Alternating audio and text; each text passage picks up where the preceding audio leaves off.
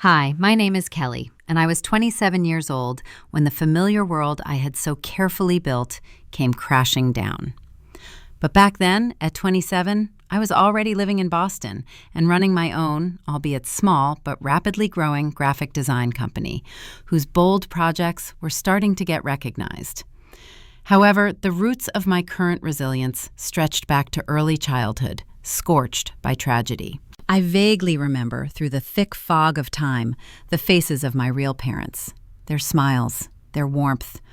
All of that was brutally and forever severed in an instant by a car accident, which permanently split my life into before and after. At 5 years old, I found myself in the dim hall of a funeral home, drowning in the folds of someone else's black dress, which wasn't just too big. It was a shapeless shroud that swallowed my tiny frame and my entire former life. My parents had close friends, Diana and Robert, who knew them well. It was they, after brief discussions, who decided to adopt me. At that moment, I remember feeling a faint but genuine ray of happiness piercing the chilling horror of loneliness. At least I wouldn't have to go live with strangers, with unfamiliar people. I knew Diana and Robert. I had visited them. They already had 2 children of their own, Madison, who was 10 at the time, and Jacob, an 8-year-old boy. In my childish soul, a naive but so important hope smoldered that I would have a real, big, noisy family again. For the first few months in the new house, everything seemed surprisingly right and calm. Diana would cook breakfast for everyone in the mornings, and there would be a golden scrambled egg on my plate, too. Robert, getting ready for work and passing by, might ruffle my hair with fatherly tenderness, and his palm felt like such a strong and reliable shield. But then, almost imperceptibly, like the first tiny cracks on a polished-to-a-shine facade, everything began to change. At first, it was little things that hurt the soul, precisely because of their seeming insignificance. Madison, as the eldest and only biological daughter, got a large, sunny room with brand new, gleaming lacquered furniture. I was assigned a small, cramped room at the very back of the house, whose windows faced a blank wall. Madison was bought new, fashionable clothes for school with her mother, while I was wordlessly given her old, worn-out things. Jacob got a shiny new bicycle with chrome details for his birthday, something I didn't even dare to dream of. I got nothing. The unspoken phrase, "you should be grateful," hung in the air, replacing any gifts. One day, when I was already 7, I dared to ask why I couldn't have beautiful new shoes like Madison's. Diana, looking at me over her coffee cup, said coldly and with precise enunciation, "We took you in when no one else wanted you." It was at that moment, sharp and painful like a paper cut, that I finally understood everything. I was not their daughter. I was a charity case, an object of pity they had sheltered out of a sense of duty, and they never, not for a second, let me forget it. The worst in this new world was Madison. Being 5 years older, she skillfully used this advantage to methodically, like a thin blade, clip my already weak wings. "Mom, why is this foster child sitting at the same table with us?" she would ask deliberately loudly so I would definitely hear. Or, turning to her father, "Dad, tell Kelly to stop pretending she's part of our family." Jacob, though less often, wasn't much better. He would importantly explain to his friends in the yard that I was just some random kid my parents felt sorry for. Every such word, every look, left a small but incurable scar on my soul. The only bright spot, the only person who looked at me differently, was Grandma Eleanor. She was Diana's mother, but was her complete opposite. Eleanor was a woman with a steely character and a lively, perceptive mind. Decades ago, she had literally built a powerful pharmaceutical company from nothing with her own hands. She was very rich, incredibly rich, but her wealth was not a subject of boasting for her, merely a tool, and she never flaunted it. Her visits were a holiday for me. She always brought gifts chosen with surprising sensitivity, a new book with marvelous illustrations, an expensive drawing set with real paints. Once she handed me an elegant box, inside which lay a beautiful sapphire necklace, cold and pure, like her faith in me. "You are special," she said then, and I, holding my breath, believed her. Schooling was also not easy. Madison and Jacob were enrolled in an elite private school that cost a fortune. I was sent to an ordinary public school. When it was time for college, both their biological children went off to prestigious and expensive private universities without a hitch, and Diana and Robert easily paid all their bills. I, after graduating from high school, was sat down by Robert for a serious talk, in which he advised me to realistically assess my opportunities and not build vain illusions. So I ended up at a local community college, taking out a student loan to pay for even this modest education, a heavy burden hanging over me. All through my studies, I worked 2 jobs simultaneously, always feeling drained, but I managed to push through and graduate. And at my modest graduation, where neither Diana nor Robert were present, Grandma Eleanor shone. She came up to me and hugged me so tightly and warmly, as if trying to transfer all the strength accumulated over the years to me. I could barely breathe in her embrace, but it was the best feeling in the world. "I'm so proud of you, my girl," she whispered in my ear, and those words spread a long-awaited feeling of righteousness through my body. Then she handed me a thin envelope. Inside was a check for $20,000. "Use this to pay off some of your loans. You've honestly earned it," Eleanor said, and in her eyes I saw not pity, but the deepest respect. After college, relying solely on my own strength and unwavering determination, I started my own graphic design business. At first, it wasn't a company, but rather a fragile sprout of hope. Just me and a couple of modest freelance projects obtained through sleepless nights. But this sprout stubbornly reached for the light, putting down roots, and gradually the business began to grow. I nurtured it like my dearest child and felt a burning, incomparable pride for every new leaf it put forth. With my first saved money, I rented a tiny, shabby apartment in a not-so-great neighborhood of Boston. But it was my fortress, my sanctuary. I no longer had to share a roof with people whose looks and words made me feel worthless, a stranger at my own life's celebration. And then one day, about a week ago, my phone exploded with the insistent ringing from the family group chat. Madison was the initiator. She was pompously announcing a party at one of those pretentious Boston restaurants where the air is saturated with money and the menu has no price tags. The occasion was to celebrate some supposedly grand deal she had closed. Everyone in the family knew perfectly well that Diana and Robert had fully funded this entire project, but Madison acted as if she had achieved everything solely through her own genius and titanic efforts. The restaurant really was one of those places where you feel out of place, like a stain on an impeccable tablecloth, no matter what you're wearing.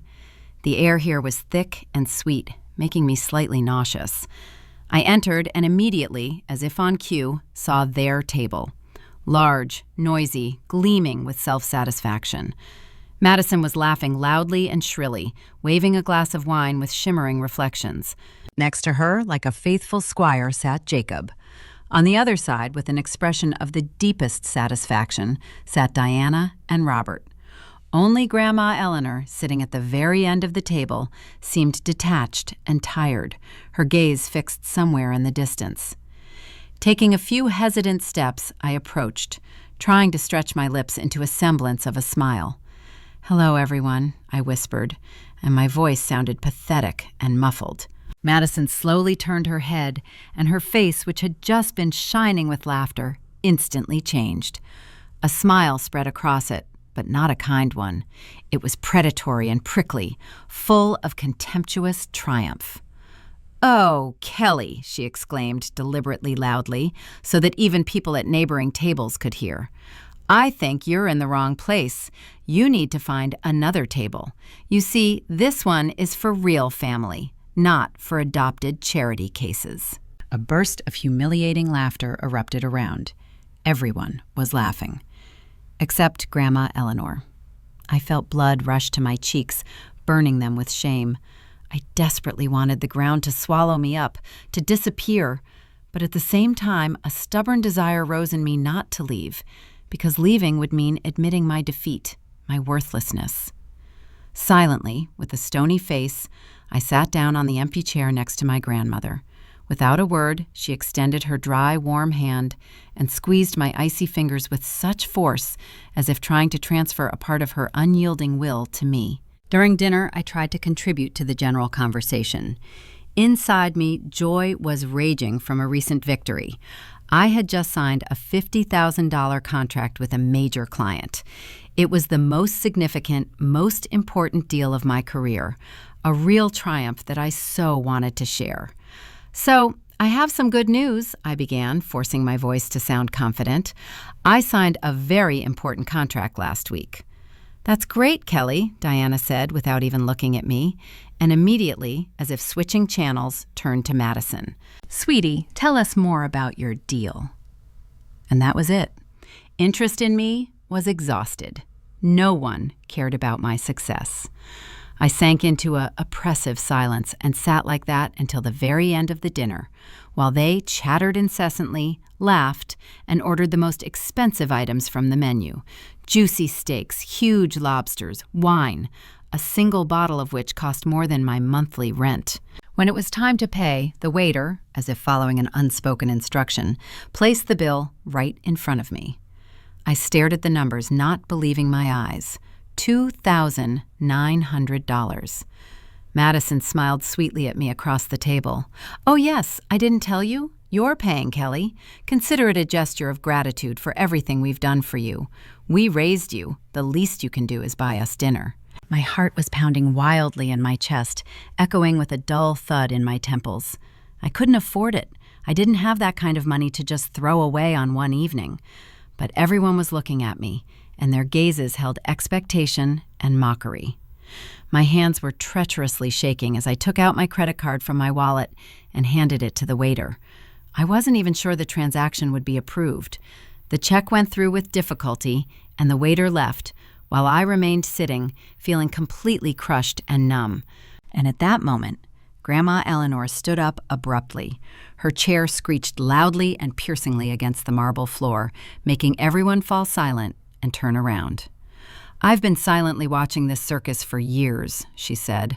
Her voice, usually calm and velvety, was now firm and icy as steel. "Watching how you, petty, worthless people, constantly and systematically torment this girl. I've had enough." "Mom, what are you even talking about?" Diana tried to joke, but her voice betrayed anxiety. "I have," she began, but Eleanor immediately cut her off. "Stage 4 pancreatic cancer," Grandma exhaled coldly and clearly. "I have about 6 months left to live. And last week, I changed my will. Kelly gets everything, down to the last penny. All $150 million. Those words, cold and sharp as a blade, hung in the air, stopping time itself for a moment. No one moved. No one seemed to even breathe, while their brains desperately tried to process what they had heard. And then, real hell broke loose, chaotic and deafening. Madison's face flushed a deep crimson with rage. She slammed her palms on the table with such force that the crystal glasses chimed, almost tipping over. "You can't do this! That's our money! We are your real family!" she shouted, her voice rising to a screech. Jacob jumped up sharply, his chair clattering backwards. "I have debts, Grandma. I was counting on that inheritance. You can't just give everything to her." His voice trembled with genuine panic. Diana didn't stay out of it either. Her cry was piercing. "Mom, you've completely lost your mind. We will contest this in court. You're not in your right mind. You can't think clearly." Robert, pale as a ghost, just monotonously repeated, staring into emptiness, "This is madness," over and over again. I sat, completely numb, sinking into a vacuum of my own sensations. My grandmother was dying. She had just told us she had only 6 months left to live, and all these people cared about was the money. Not her, not her health, not the unbearable pain of the impending separation. Only money. "Grandma," I exhaled quietly, and my voice trembled treacherously. "I'm so sorry." She shifted her gaze to me, and her stern, gaunt face softened, her eyes holding boundless tenderness. "Don't apologize, dear. This is exactly what I wanted. She took my hand again. Take me home, Kelly. I helped her up. Madison, like a fury, rushed at me, sinking her long nails into my wrist. You set this all up. Her whisper was full of hatred. You manipulated her. Let me go, I said, pushing away forcefully. We'll contest this in court, she hissed after me. You won't see a penny of that money. I didn't dignify her with a response. My entire being focused on one thing, carefully leading my grandmother out of this hell. Behind us, shouts and curses still thundered. I drove her to the estate, to this beautiful, majestic old house outside the city, where, in the rare, happy moments of my childhood, it smelled of apple pie and old paper. She was silent the whole way, looking out the dark window. Are you okay? I asked carefully as we pulled up to the front entrance. I'm tired, she simply replied, but I'm glad. I should have done this many years ago. The next morning, my phone was blowing up with countless notifications. Messages from Madison, Jacob, Diana, Robert. They were all angry, full of threats and insults. I didn't read most of them. That verbal filth wasn't worth my attention. Later, Grandma herself called. Kelly, I want you to move in with me, she said, and her voice held not only fatigue, but also determination. I have little time left, and I want to spend it with you. That same day, I started packing. I didn't have much, to be honest. My apartment was more like a temporary shelter than a home, with minimal furniture and personal belongings. Within a few hours, I was transporting my modest possessions to one of the spacious guest rooms in the estate. Everything that was happening seemed surreal, as if I had stepped into someone else's too luxurious life. When I entered the living room, an unfamiliar man was waiting for me. He was about 50, dressed in an impeccable, expensive suit, and held a leather briefcase. Kelly, this is Carter, Grandma introduced him. He is my lawyer. He will explain everything to you. Carter shook my hand with a polite but reserved smile and, opening the briefcase, extracted a neat stack of legal documents. Your grandmother's estate is valued at approximately $150 million, he said in a businesslike tone. $50 million are liquid assets. The remaining $100 are investments in real estate and investment portfolios. According to the new will, as of last week, you are the sole beneficiary. I couldn't even comprehend these numbers. They seemed abstract, unreal, like the distance to the stars. You need to know one more thing, Grandma said. Her voice became serious and heavy again. When Diana and Robert adopted you, they received money, a huge amount of money. What do you mean? I asked, feeling my heart freeze. Carter, with businesslike precision, extracted another document, yellowed with time, from his briefcase. Your biological parents, his voice was devoid of any emotion, created a trust fund for you shortly before their tragic death.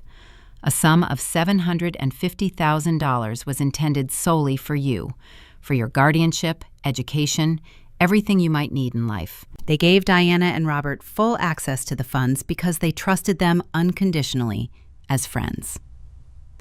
Everything inside me turned cold, as if I had been plunged into icy water. And what happened to it? That money?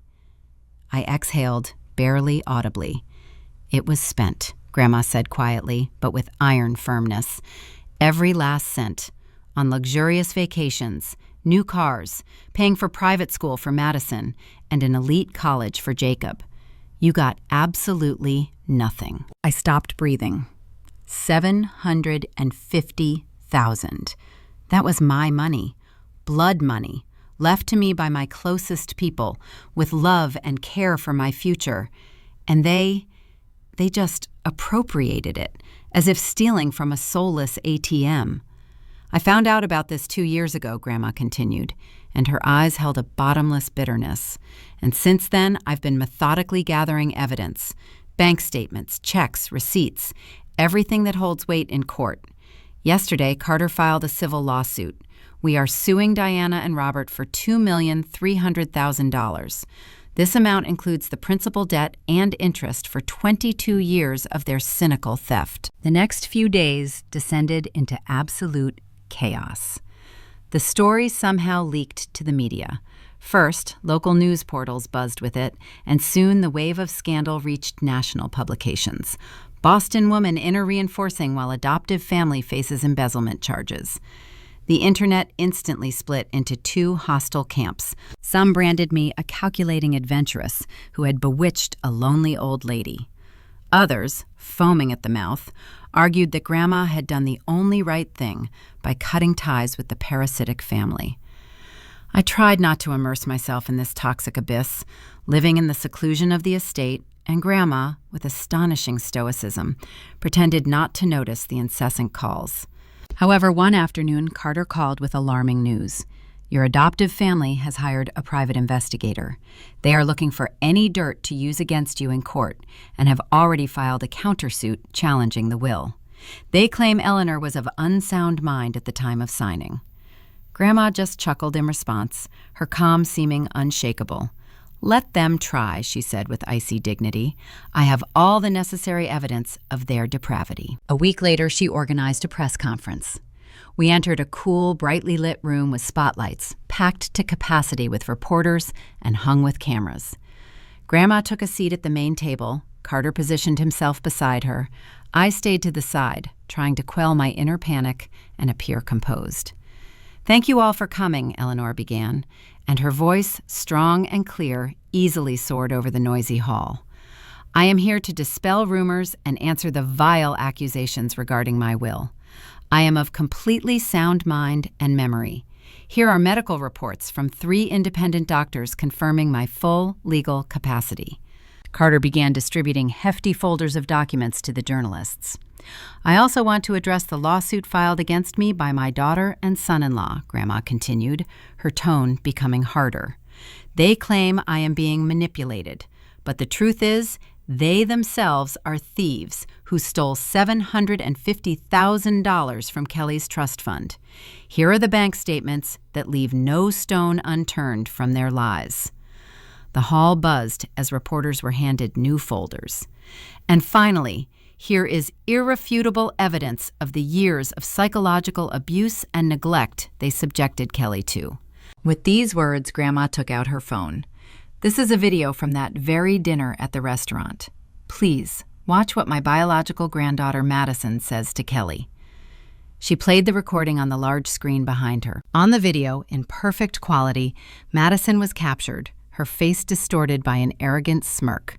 She, clear as day, in front of everyone, told me to find another table, for this one is for real family, not for adopted charity cases. The frame also showed the others, who were laughing together at this monstrous statement. Everyone except Grandma. A tomb-like, deafening silence fell in the hall, broken only by camera clicks, and at that very moment, the door burst open with a crash. Madison stormed into the room like a hurricane, her face crimson with impotent rage. "It's all a lie," she screamed, her voice rising to a screech. "Kelly stole my inheritance. She turned Grandma against us." At that same moment, dozens of cameras, as if on command, swiveled and fixed on Madison, turning her hysterics into a public spectacle. She didn't look like someone capable of realizing the monstrosity of her words. She was filled only with furious, blind conviction in her own rightness. "We raised her," she shouted, choking with anger. "We deserved that $700,000 because raising her was pure hell." And in that instant, I saw it finally dawn on her. Her flushed face sharply paled, her eyes widened in horror. Carter, standing next to Grandma, allowed himself a barely noticeable but ruthless smile. One of the bold reporters breaking through shoved a microphone in her face. "Miss Wilson, did you just publicly admit that your family appropriated the money from Kelly's trust fund, considering it your rightful payment?" Madison tried to pull herself together, to retreat, to shield herself from the pressing wall of journalists, but it was already irreparably too late. The damage she had inflicted on herself was devastating. The recording of this stunning admission by Madison instantly became a viral fire, consuming all social media. 15 million views in just a few hours. The numbers were dizzying and frightening in their scale. Everyone shared this clip, commented on it, savored every gesture distorted by malice, tore her reputation to shreds. Media headlines changed overnight, now screaming about adoptive family publicly admitting to theft, and Madison Wilson's meltdown became a household name. Public opinion, so fickle, turned away from them finally and irrevocably. Jacob, trying to somehow minimize the catastrophic damage, gave an interview to a local news channel, attempting to portray himself as an unfortunate victim of circumstances. "We always loved Kelly like a real sister," he said in a fake sad voice, looking into the lens. "This whole terrible misunderstanding has destroyed our close-knit family." However, journalists, smelling a sensation, didn't believe a single word. They quickly dug up his old sarcastic posts on social media where he openly mocked me, and also found former classmates who, under the camera's focus, testified that the family treated me like a powerless servant. His heart-wrenching interview turned into a complete and crushing failure. Then Diana, in a desperate attempt to turn the situation around, hired an expensive PR agency. She gave a lengthy, tearful interview to a glossy magazine where on every spread she was photographed, dabbing her eyes elegantly with a starched napkin. "I loved Kelly like my own daughter," she claimed, looking at the camera with feigned maternal pain. "But she herself turned my mother against us, taking advantage of her illness and vulnerability." Grandma, seeing this interview, just laughed bitterly. "Let her spend her last money on PR agencies," she said with icy calm. "The truth will still prevail in the courtroom." A month later, the court hearings began.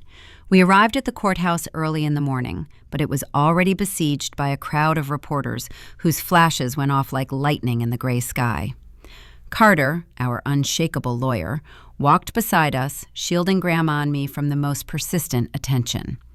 In the cool, austere courtroom, I saw them. Diana, Robert, Madison, and Jacob sat in a tight group on the other side and looked at us with gazes so full of undisguised hatred that a shiver ran down my spine. The judge was an elderly woman with gray hair styled in a severe bun and an attentive, piercing gaze. She methodically, without fuss, studied the presented evidence. First, Carter presented the court with medical reports that irrefutably proved Grandma was fully sane at the time of changing the will. 3 independent doctors who conducted the examination were unanimous in their verdict. She remained an intelligent, sensible woman, fully capable of making sound decisions. Diana's lawyer tried in vain to prove that her judgment could have been affected by the terrible cancer diagnosis, but the judge remained deaf to these arguments. Then Carter moved on to the trust fund, presenting the court with folders of bank statements that clearly tracked how the money flowed to luxurious European vacations, a brand new BMW for Robert, payment for an elite private school for Madison, and college for Jacob. The opposing counsel tried to argue that these funds were used for general family needs, but Carter parried this by presenting new evidence, photographs of me in Madison's worn-out clothes while she flaunted designer outfits, school documents confirming my education in a public school versus their private boarding schools, and finally, papers for my student loan, proving I had to borrow for community college while their biological children had everything paid for without a word. The judge's face, which had remained impassively calm until then, grew grimmer and sterner with each new piece of evidence. It seemed as if Themis herself was looking down from her judge's bench, and her gaze was merciless. Then it was time for the evidence of psychological abuse. Carter again played the fateful video from the restaurant on the large screen, and the courtroom froze, listening to Madison declare me an outsider with icy contempt. The sound of the muffled laughter of the other family members sounded especially ominous in the tomb-like silence of the courtroom. Next, he showed printouts from the family chat, a whole chronicle of humiliations, offensive nicknames, barbs, constant obsessive reminders of my adopted status that stretched for years like a rotten thread, permeating my entire childhood and adolescence. The trial, tense and exhausting, lasted 3 days. On the last, decisive day, the courtroom was packed to capacity. I sat next to Grandma, tightly clutching her gaunt, cool hand. She looked exhausted and incredibly tired. The illness was progressing, consuming her from within, and I couldn't help but notice it. The judge, taking her seat, announced the decision. "Having considered all the evidence presented," she said in a clear, resonant voice, I conclude that Eleanor Johnson was of sound mind and memory when she made changes to her will. The will is valid and must be executed unconditionally. Kelly is the legal and sole heiress of the entire estate." Diana burst into loud sobs that echoed through the courtroom. Robert clutched his head with his hands, as if trying to hide from reality. Madison, pale as a sheet, continued to stare straight ahead, her jaw clenched to the point of cracking. "Moreover," the judge continued, and her voice sounded even sterner, "I find that Diana and Robert Wilson unlawfully misappropriated funds from the trust fund established by Kelly's biological parents. They are ordered to pay full restitution in the amount of $2,300,000 within 90 days. "We don't have that kind of money," Robert desperately shouted, jumping up from his seat. The judge banged her gavel forcefully, restoring order. "You should have thought of that before spending someone else's," she coldly retorted. The hearing was declared closed. 3 weeks later, Grandma's condition deteriorated sharply. Now she hardly got out of bed, her strength fading with each day. I didn't leave her side for a moment. We spent time watching her favorite old movies, and she, saving her breath, told me stories about her youth, about how she built her company from nothing, about the difficulties she overcame, and about how immensely proud she was of me and my resilience. She passed away quietly, holding my hand in hers, and I cried as bitterly and inconsolably as never before. She was the only person who had truly loved me, and now she was gone. The funeral was modest, without pomp or unnecessary fuss. Only I, the faithful Carter, and a few old, gray-haired friends of Grandma from the business world were present. Diana and her family tried to get in, but the security I hired politely but firmly did not let them through. They wouldn't have been able to pretend they cared now. After the funeral, Carter asked to speak with me seriously. "All assets are now under your full control," he said. $150 million. What do you plan to do with it? I knew the answer with absolute certainty. "I want to establish a foundation," I said without a shadow of doubt, "for adopted children, for those who have faced abuse or exploitation. I want to provide them with legal support, psychological help, give scholarships for education. Everything I was deprived of myself." I named it the Eleanor Wilson Foundation for Adopted Children. It wasn't just right. It was what Grandma herself would have wanted. Meanwhile, Diana and Robert's family was rapidly heading into the abyss. They couldn't raise the necessary $2+ million. They had to sell their luxurious house, cars, all valuables, but it still wasn't enough. Carter continued the legal pursuit, and eventually, Robert was charged with fraud related to the embezzlement from the trust fund. The court sentenced him to 3 years in prison. Diana received a 2-year suspended sentence. Jacob was ordered by the court to repay $400,000 spent on his education. His fiancée left him immediately after the scandal broke, and now, to pay off the debt, he was forced to work 2 low-paying jobs. Madison lost absolutely everything. Her husband filed for divorce immediately after the viral video, her own business collapsed as no one wanted to deal with her, and the private investigators she hired sued her for non-payment of their services.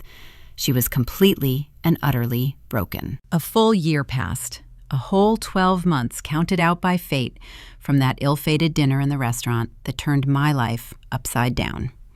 At times it seemed like an eternity separated me from that humiliated and confused girl. At times, as if it had all happened only yesterday, and the ghostly chill of Madison's touch still burned my wrist. I threw myself headlong into work, trying to drown the inner void with activity. The Eleanor Wilson Foundation grew by leaps and bounds, turning into a powerful organization. In the first year alone, we managed to extend a helping hand to more than 200 adopted children, those who faced abuse and indifference, whose guardians shamelessly stole their funds, those who desperately needed someone to simply believe in them. We provided them with the best lawyers, qualified psychotherapists, guaranteed scholarships for college. Everything I had secretly dreamed of in my lonely childhood. In parallel, I took control of the pharmaceutical empire built by my grandmother. At first, I was seized by real terror. I knew nothing about managing such a giant and complex mechanism.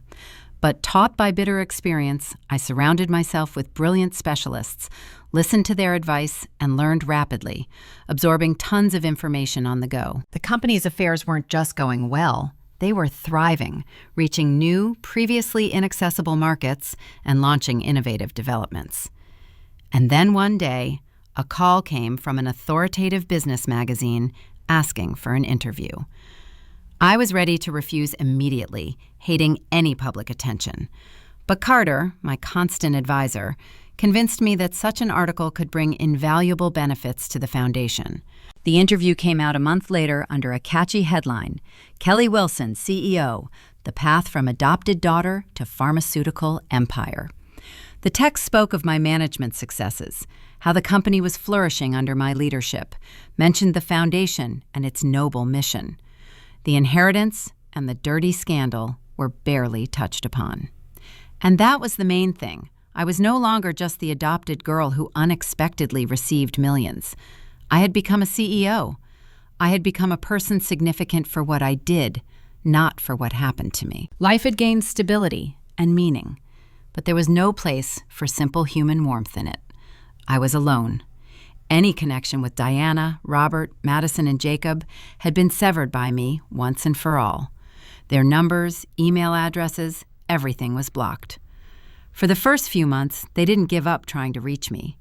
And then the messages started coming. Jacob was the first to write. Kelly, I'm sorry. I know I messed up. I'm drowning in debt. Please, can we talk? I deleted the message without flinching. Then a letter came from Madison. I've lost everything. My husband, my business, everything. I know I don't deserve help, but I'm begging you. That letter also vanished into the digital abyss. Diana sent a lengthy message talking about maternal feelings, the need for forgiveness in the family, and her regrets. She wrote that Robert was in prison and she was alone and fighting poverty. I read it once and erased it. Even Robert managed to send a 5-page letter from behind bars, full of justifications and penitential speeches. He claimed he loved me and asked for help with legal fees. The envelope went into the trash. They got nothing. After everything they had done, after the years that made me feel worthless, they thought a few lines of apology would fix everything.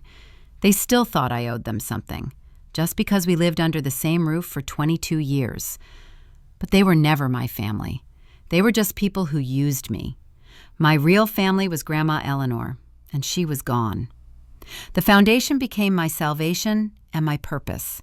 We opened a second office in New York, then in Chicago, helping children across the country find hope. Every time I met a new adopted child within our foundation's walls, with extinguished eyes and hunched shoulders, I saw my own reflection in them, that very frightened and lonely girl who desperately tried to appear strong, hiding the trembling in her knees. I made every effort to ensure they got absolutely everything they had been so cruelly deprived of. Not only legal aid and college funds, but also what was valued much more, an understanding look, a sympathetic gesture, the presence of someone who truly cared about them, who saw in them not a burden, but a person. One day, during one of those work-filled days, as I was sitting in my office with a cup of coffee reviewing a fresh stack of funding applications, my gaze suddenly caught a familiar name, painfully imprinted in my memory. Madison Wilson. She, with her eternal arrogance and haughtiness, was now humbly asking for financial assistance, describing in the application how she had lost everything, how she was eking out a miserable existence in a tiny apartment, working for pennies in a store, and how bitterly she regretted her past mistakes. For a long time, almost meditatively, I examined this application, and a part of my soul, the one that had suffered its way to compassion, weakly whispered about help, not because she deserved it, but because I refused to sink to her level of cruelty. But then memory, relentless and precise, resurrected before me that evening in the restaurant, her caustic, contempt-filled voice declaring me an outsider, the years spent in her worn-out, out-of-fashion clothes, the biting reminders of my status, and that very moment when she, with a triumphant laugh, watched me, turning pale, hand my credit card to the waiter to pay the unbearable bill. With cold, measured calm, I stamped her application with a bold red "denied" and turned the page, moving on to the next destiny. We made a few more futile attempts to contact me in the following months. Diana once even dared to appear in the lobby of our office, but was politely but firmly escorted out by security without even crossing the threshold of the vestibule. Jacob tried to reach out via LinkedIn, but immediately joined my blocked contacts list. And Madison, in a fit of despair, sent a lengthy message through a mutual acquaintance, begging for just 5 minutes of my time. My answer was always unchanged and categorical: no. They made their choice 22 years ago, and all those years they methodically demonstrated their true attitude towards me. They stole my money, treated me like a nuisance, and allowed themselves to laugh loudly at my suffering. Now it was their turn to reap the bitter fruits of their own actions. Robert was still serving his sentence in prison. Diana, deprived of her former luxury, was scraping by on a low-paying job, living in a squalid apartment. Jacob, mired in debt, was exhausting himself at 2 jobs, barely making ends meet. And Madison had lost everything she had: her husband, her business, her reputation. At the same time, I was running a multi-million-dollar pharmaceutical company, expanding its influence. I was helping hundreds of underprivileged children across the country find hope, and I lived in the beautiful, light-filled estate of my grandmother, which she had bequeathed to me, continuing to build the important and meaningful legacy she had begun. Every Sunday morning, as if performing a sacred ritual, I visited her grave, bringing fresh, fragrant flowers and sharing the latest news with the cemetery's silence. I told her about the Foundation's new successes, about the children whose lives we had managed to change for the better, about the new horizons opening up for our company. Sometimes tears would well up in my eyes and roll down my cheeks, washing away the remnants of past pain. Sometimes I just remained silent, and that silence was more eloquent than any words. But I always, invariably, thanked her for that priceless, healing love that warmed my childhood, for the unwavering faith in me, even when I doubted myself, for that one chance she gave me, the chance to become who I am today. "I miss you, Grandma," I whispered one quiet Sunday morning when the gentle sun broke through the foliage of ancient trees and birds sang ringing trills nearby. "But I'm okay. I'm truly happy, and I'm doing everything I can so that other children don't have to go through what I did, as you wanted." A light breeze rustled the leaves, and a light, almost weightless smile blossomed on my lips. I liked to think that she could hear me and was nodding approvingly from somewhere above. My life, of course, wasn't perfect and cloudless. There were still days when I felt oppressive loneliness, and sometimes intrusive doubts crept into my head about whether I had done the right thing by cutting them all off from myself forever. But in such moments, I mentally returned to who I was before, the one who was always making excuses, always striving to prove her worth to people who refused to see it. And then I remembered who I had become now: strong, independent, truly free. I no longer needed their approval or recognition. I didn't need them at all anymore.